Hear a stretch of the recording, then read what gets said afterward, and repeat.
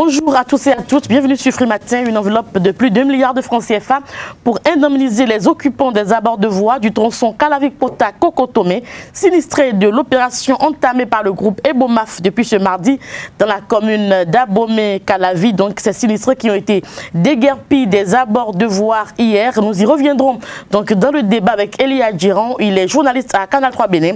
Avec Kader Achirou, nous essayerons également d'analyser la sortie médiatique du Parti des valeurs républicaines. PVR, c'était hier. Kader Achirou, bonjour. Bonjour Nadège Djiran, chers amis internautes, bonjour. À la une des quelques rares quotidiens parus ce matin, nous avons la décision issue du dernier conclave gouvernemental en date de ce mercredi et la sortie du Parti des valeurs républicaines de l'autre prénom qui répond à Candide Armand-Marie Azanaï. Effectivement, le Conseil des ministres s'est tenu hier. Alors, Carles Kitome, bonjour. Bonjour. Dans le bulletin d'information, nous en parlerons, n'est-ce pas? Forcément. Et nous allons parler également de la sortie de l'autre prénom qui a répondu à Candide Azanaï au cours d'une conférence de presse hier. Quelques nouvelles sportives viendront meubler cette émission que nous avons le plaisir de vous présenter. À suivre, la une des journaux, signature Kader Achirou. Bonjour à nouveau chers amis internautes, nous démarrons par le quotidien Soleil Bénin Info qui affiche ce jour en manchette. Retrait de sa licence et attribution de ses abonnés à Move Bénin. Glo Mobile Bénin s'oppose à la décision de l'ARCEP. Elle met aussi en garde Move sous peine de poursuite judiciaire. Toujours avec le Soleil Bénin Info, réforme du système partisan. Les acteurs politiques donnent leur feu vert à Patrice Talon, le coopérant.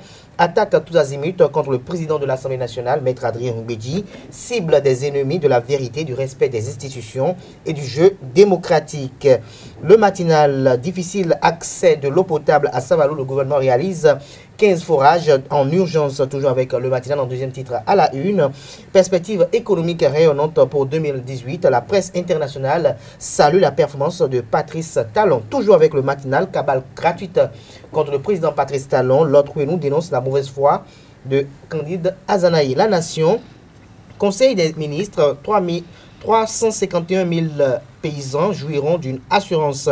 15 forages à gros débit à réaliser à Saint-Malo. Toujours avec le quotidien national d'information, grève dans l'administration publique.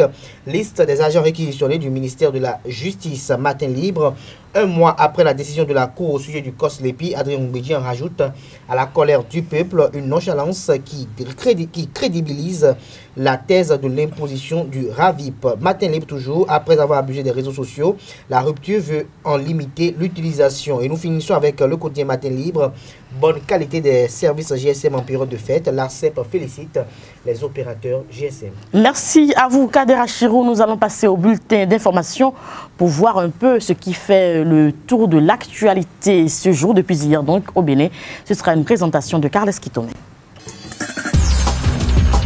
Chers amis internautes, bonjour. Le Conseil des ministres s'est tenu hier mercredi 24 janvier 2018 sous la présidence du chef de l'État. Joseph Diogbenou, au cours du point de presse, a évoqué les récents mouvements de protestation des expropriés du domaine destiné à accueillir l'aéroport international de Claude-Dibé. Il estime que ce projet dépasse les prétentions individuelles et il ajoute que l'État ne peut pas reculer chaque fois qu'un groupe de personnes manifeste des prétentions qui paraissent parfois excessives. Suivons-le. Le président de la République est impatient de rencontrer les différentes centrales syndicales et les différents syndicats sectoriels qui sont en cessation collective d'activité. Il est impatient de discuter du fond des problèmes avec ses représentants des travailleurs. Et bien entendu, comme il a été indiqué, et par 2 fois déjà, le président de la République a fait inviter ces centrales syndicales. Et il y a eu une urgence de dernière heure. L'invitation, elle est permanente. Elle sera réactualisée dès que le moment sera opportun. Le sujet, bien entendu, étant d'actualité, puisque le pays, à divers endroits, dans différents secteurs, dans la mesure que vous le constatez, est dans une sorte de ralentissement d'activité. Et donc, l'élu de la nation ne peut pas se désintéresser de cette situation. Dans l'actualité politique, lorsque nous sommes montés au créneau dans la soirée d'hier pour répondre aux propos tenus par Candide Azanaï lors de sa dernière sortie à l'égard du chef de l'État. L'autre nous estime que Candide Azanaï est un opportuniste politique. Suivons-le. Il nous a amené ce que l'on dit c'est fort. Quelques années après, il est rentré en duel. Yahi Boni l'a récupéré avec le conseil de Parti Talon, qui était en ce moment-là, celui qui donc émettait ses ressources pour la vivacité de la démocratie au Bénin sur le continent, ministre en 2010, réélu député parce qu'il a échoué en 2007. Et il a fallu ce manteau de député pour qu'il devienne encore un autre danger pour le pays. Il a combattu Yahi Boni, son bienfaiteur. Quelques années après, il profite de l'imbroglio, n'est-ce pas, qui opposait Parti Talon à Yahi Boni à la lisière de 2012. Il devenait opposant par occasion, comme à ses habitudes, il aime les occasions. Il n'a jamais été un ami sûr. Son comportement historique, qui a toujours été un sinistré politique pour ses alliés. Adjavon est en insécurité totale. Nous assumons nos propos. Il est aujourd'hui étroitement lié à Adjavon Sébastien, à Tao Renoro, les acteurs de faux médicaments qui bloquent nos reins.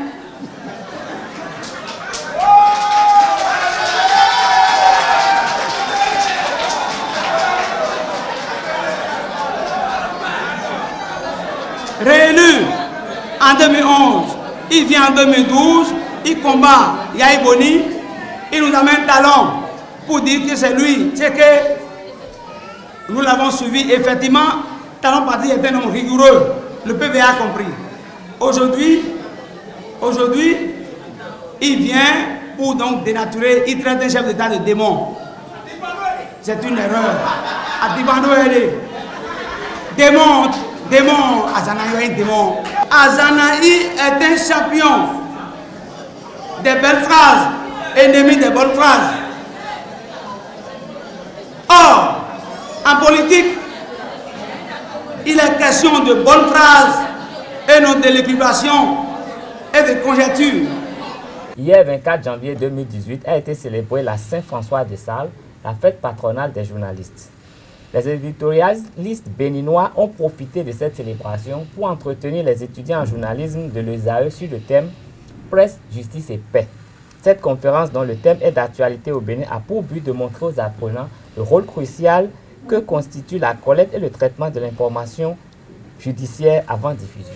Pour résumer ainsi, je voudrais dire 2 ou 3 choses essentielles. Que la presse, premièrement, continuera à jouer un rôle essentiel dans le traitement, dans la collecte et dans l'avènement d'une information crédible. Elle ne peut pas être substituée par les réseaux sociaux. Les réseaux sociaux constitueront l'étincelle, mais la presse restera la lumière. Garder cette flamme allumée au niveau de la presse béninoise, c'est l'objectif visé par le Forum des éditorialistes du Bénin en initiant cette conférence débat qui porte sur le thème presse, justice et paix. Pour cela, les conférenciers se sont basés sur des faits concrets et d'actualité pour prodiguer de sages conseils aux étudiants en journalisme de l'ESAE. Ces derniers constituent, selon eux, l'espoir d'une presse de qualité au Bénin. Nous sommes soumis à l'autorité non seulement de la loi, et donc du Code de l'information et de la communication, mais aussi de notre déontologie, le Code de déontologie. Mais c'est pas ce que l'on observe. Regardez par exemple, on nous a enseigné à l'université et à l'ENA, et nous l'avions constaté aussi dans notre loi, qu'on ne marche pas sur une juridiction, qu'on ne s'attaque pas à des juridictions, mais vous voyez depuis 2 ou 3 semaines ce qui se passe en ce qui concerne la décision de la Cour constitutionnelle. Mais il y a de l'espoir puisque cette conférence, nous n'avions pas voulu dérouler cela au Palais des Congrès, nous avions préféré aller à l'université, là où on forme, parce que nous, on ne perd pas espoir. On sait que vous êtes la semence, on sait que vous êtes une pépinière qui pourra corriger notre désespérance. Nous avions tenté tout et vous avez constaté. Quand il y a dysfonctionnement au niveau de la presse, il y a péril déjà au niveau de la trilogie presse, justice et paix. Et donc, quand il y a problème dans cet ensemble-là, il y a la paix même est menacée. La notion de publication d'informations en droit, sinon de l'information judiciaire, pourrait revêtir deux aspects. Il y a les informations que l'on jette dans le public, mais qui n'est pas normalement publiée par les médias. On jette dans le public comment? On dit que lorsqu'il y a un procès, que le procès est public. Le procès est public. Mais en même temps, on encadre l'enregistrement de ce procès. Il n'est pas autorisé que ce procès soit enregistré, filmé par un média en entièreté. Et pourtant, la notion de publication, de rendre public existe. Aux préoccupations de leurs interlocuteurs, l'éditorialiste Herbert Wingbo, le sociologue anthropologue Darius Vegba, ainsi que le juriste Lazare Moussa ont apporté des réponses. L'assistance part plus éclairée sur sa délicate mission au sein de la société. 2 caisses d'assurance ont été créées mercredi à la suite du Conseil des ministres au Burkina Faso pour la mise en œuvre d'une loi votée en 2015. Le gouvernement burkinabé va lancer une couverture maladie universelle d'ici la fin de l'année 2018. Selon les autorités, elle permettra un meilleur accès aux soins de santé aux plus démunis. Cette nouvelle rappelle le RAM. Paul Kagame, le président rwandais, est le seul chef d'État africain que Donald Trump souhaite rencontrer à Davos, selon un agenda rendu public par son conseiller à la sécurité nationale. Cette rencontre est prévue vendredi et elle survient après la polémique suscitée par les propos qu'aurait tenus le président américain qualifiant les pays africains et Haïti de pays de merde. Cette rencontre avec Paul Kagame, qui est le président en exercice de l'Union africaine, va chercher à réaffirmer les relations entre les États-Unis et l'Afrique. Ce sera tout pour ce bulletin d'information. Merci de rester connecté. www.ezaïtv.com. La grande édition du journal est prévue pour 19 h sur Ezaï TV, à suivre absolument. Nous passons au débat sur Free Matin.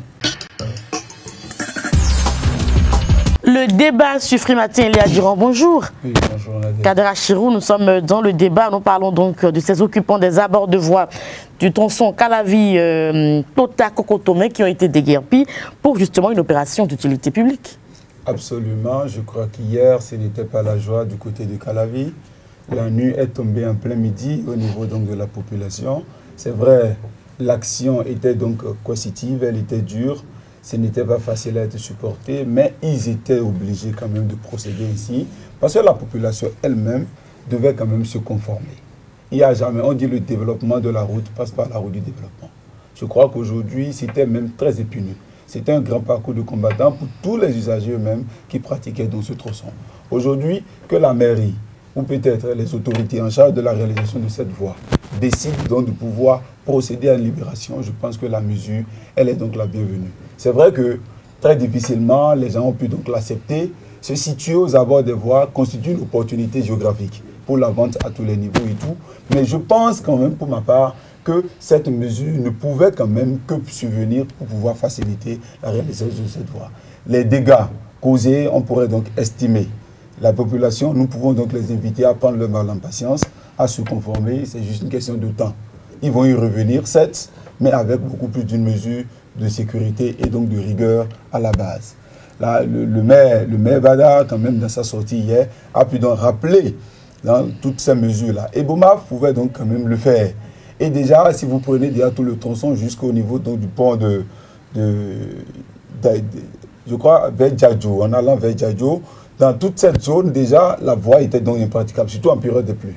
Et hier, toute la libération qui a donc eu lieu était donc une opportunité pour la population elle-même, qui ne l'avait quand même pas accepté dans toutes ces mesures, dans sa mesure coercitive, pardon, dans sa mesure pacifique.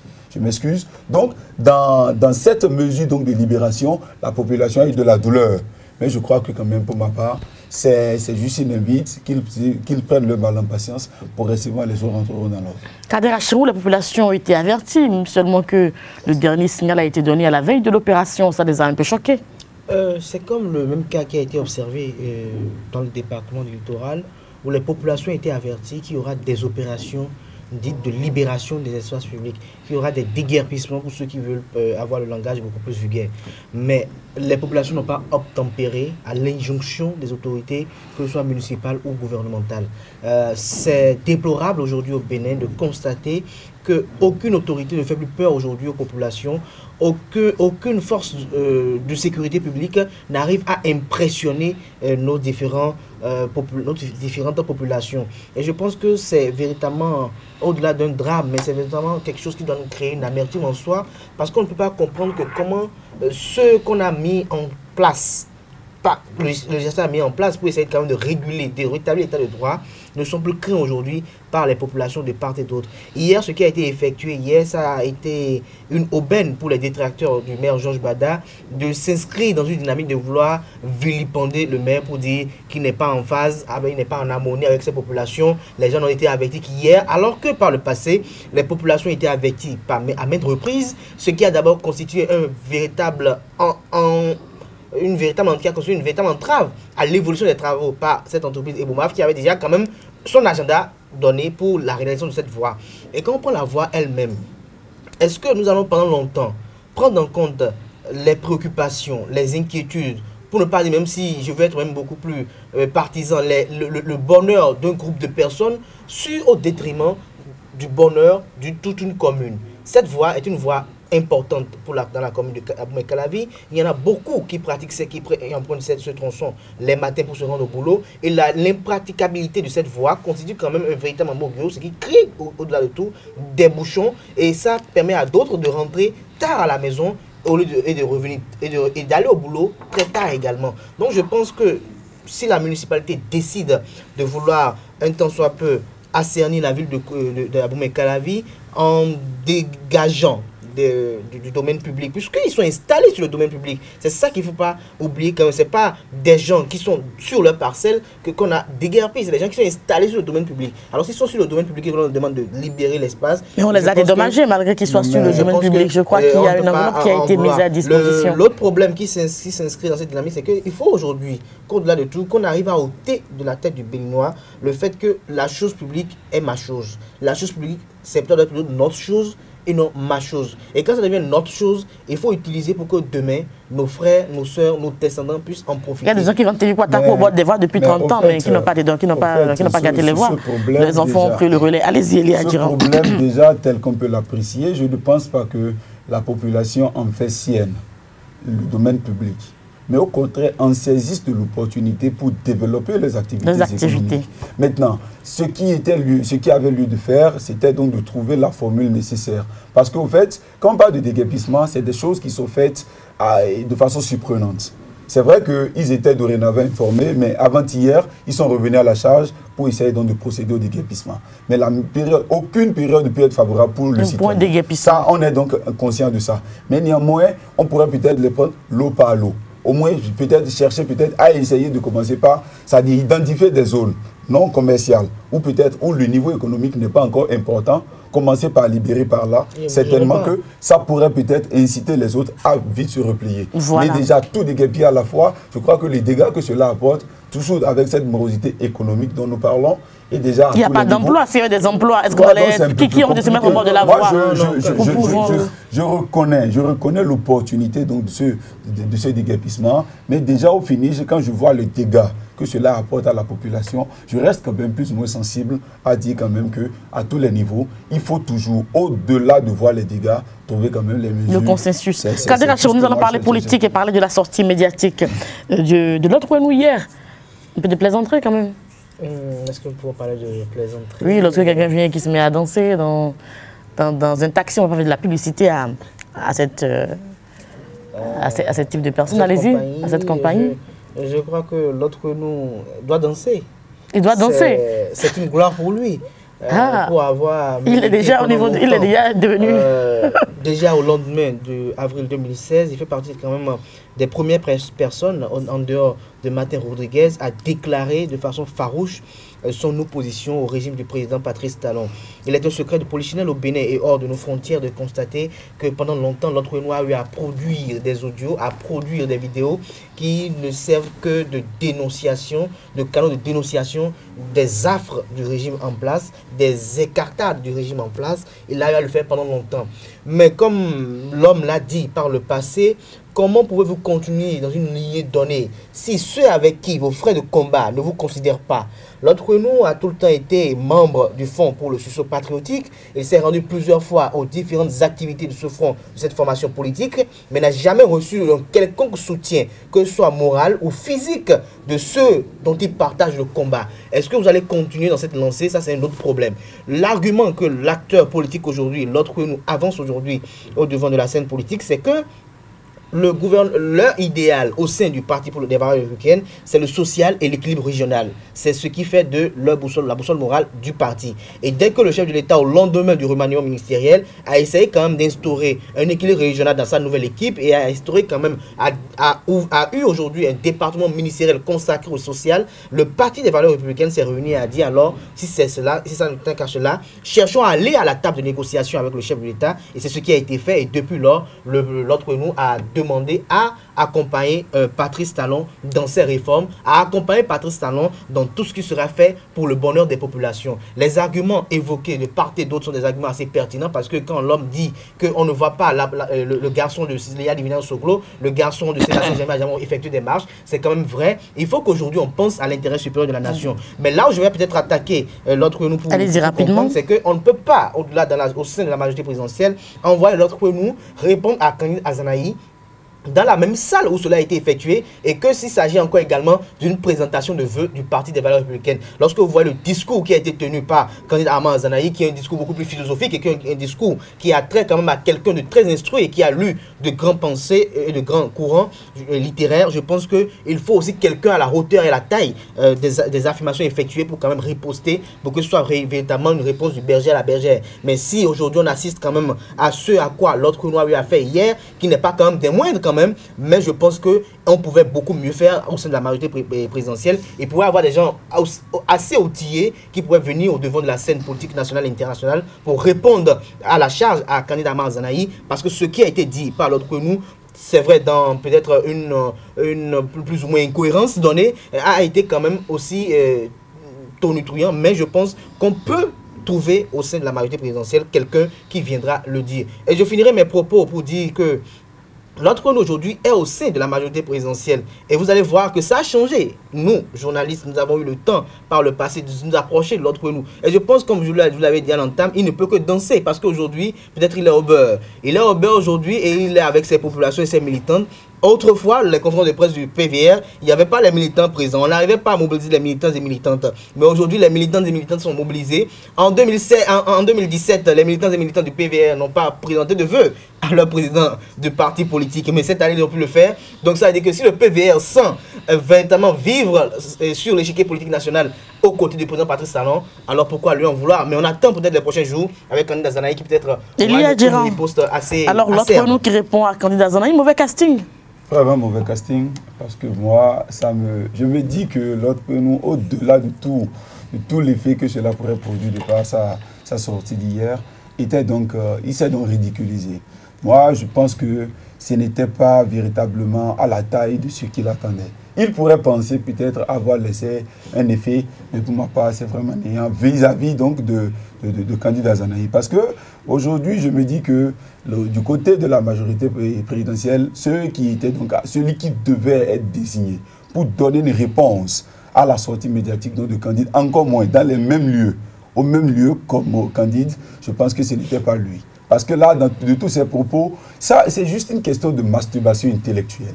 Encore moins, si on prend aujourd'hui la personne de Kandid Azanahi, je crois que c'est une personne tranquille, une personne bouillante à la fois, qui quand même apprécie les choses selon le contexte. Et je crois que quand vous mesurez à peu près les propos de Kandid Azanahi, comparativement à celui donc de l'autre nous, je ne vois pas en réalité le rapport d'équilibre. Il y a juste qu'une position de position partisane. Parce qu'il n'y a pas d'objectivité. Et je crois que les personnes cibles, ou du moins la cible recherchée, à pouvoir accueillir donc l'information par rapport donc aux différents propos tenus, c'est beaucoup plus la plus basse couche. Et déjà, cette couche-là, même ces militantes ces militants et militantes qui sont sortis hier pour l'accompagner, je ne pense pas qu'ils soient véritablement ces vrais militants. Pourquoi? Parce que là, il y a beaucoup plus de l'hypocrisie. Quand vous prenez aujourd'hui Khalid Hassanahi, dans ses sorties, quand il laisse quand même certains propos, cela donne véritablement du bouffe. Et déjà, dans les tout prochains jours, on constate ces effets. Hier, comparativement à ce qu'on pourrait penser, je suis d'accord qu'il pourrait donc avoir une forme d'acclamation, qu'il pourrait se dire quand même qu'il a eu une avancée par rapport à ses actions qu'il a donc entreprises hier. Mais, oui, bien évidemment qu'il a entreprise hier, mais comparativement aux années antérieures, hier, là, il y a beaucoup plus donc de l'amateurisme. Pour ma part, c'est de l'amateurisme. De l'amateurisme que peut-être... On va laisser Elia Diran finir son idée. Non, mais pourquoi je dis quand même que c'est de l'amateurisme? Quand il va loin pour dire, que Khalid Hassanahi, bon, c'est vrai, il ne l'a pas directement apostrophé, mais déjà, quand on voit déjà quelques-uns de ses propos, on voit déjà pour ma part que c'est une position et la réponse du berger à la bergère. Mais j'ose dire encore pour ma part qu'il a encore repensé sa nouvelle pensée philosophique. Parce qu'il n'est pas la personne qualifiée pour répondre à Khalid. Et je crois que jusqu'à demain, Khalid, de par ses propos, est encore philosophe. Et aujourd'hui, ce qu'il faut craindre dans la vie, ce n'est pas la méchanceté de l'homme mauvais, mais c'est bien sûr le silence de l'homme bon. L'homme est un monsieur, il est un baobab, qu'on le veuille ou pas. Il a donc pu faire beaucoup d'acteurs politiques dans ce pays. Il a accompagné beaucoup de présidents. Et aujourd'hui, sa décision, ou du moins son silence et ses propos, aura toujours son effet dans la masse, comparativement à l'autre. Merci à vous, Elia Diran. Très rapidement, Kader Achirou. Je dirais 10 secondes. Très rapidement, 10 secondes. Merci. Que la politique, certes, c'est pas la guerre, même si c'est la guerre des idées. Et que si l'autre nous a peut-être effectué un petit fiasco hier, je pense pour ma part qu'il peut mieux faire en s'ordonnant, en essayant quand même d'être beaucoup plus discipliné et en ayant quand même une bonne organisation. Le discipliner. Merci à vous, Kader Achirou, Elia Diran. Merci. Je rappelle que vous êtes journaliste à Canal 3 Bénin. Vous étiez face à Kader Achirou pour le débat. Nous allons passer au sport sur Free Matin. Sport sur Free Matin, il faut dire qu'en football, Manchester United, premier du classement des clubs les plus riches. Manchester United conserve donc sa place de club le plus riche du monde. Les Red Devils sont de nouveau à la première place du classement des clubs les plus riches établis par donc un grand cabinet. Manchester United a généré près de 676 millions d'euros de revenus à la saison dernière. Le Real Madrid et le FC Barcelone complètent donc le podium. Seul représentant français, le PSG, qui perd une place par rapport au classement de la saison dernière et se place donc au 7e rang. Il faut préciser que le classement reflète à nouveau la puissance donc de la première ligue anglaise, malgré un affaiblissement de la livre sterling par rapport à l'euro. Qu'est-ce qu'il faut dire d'autre par rapport à cette actualité-là? 3 clubs allemands, 3 équipes espagnoles et 3 autres d'Italie complètent donc le top 20. À noter que pour la première fois, l'AC Milan ne figure plus parmi les 20 clubs les plus riches. C'est la principale actualité sportive. Nous reviendrons donc avec beaucoup plus de détails donc dans la grande édition du journal prévue pour 19 h sur les AU TV. Vous aurez donc le condensé de l'actualité sportive d'ici et d'ailleurs. Merci, c'est la fin de Free Matin. Merci pour l'attention. À demain pour un nouveau numéro. Portez-vous bien. Au revoir.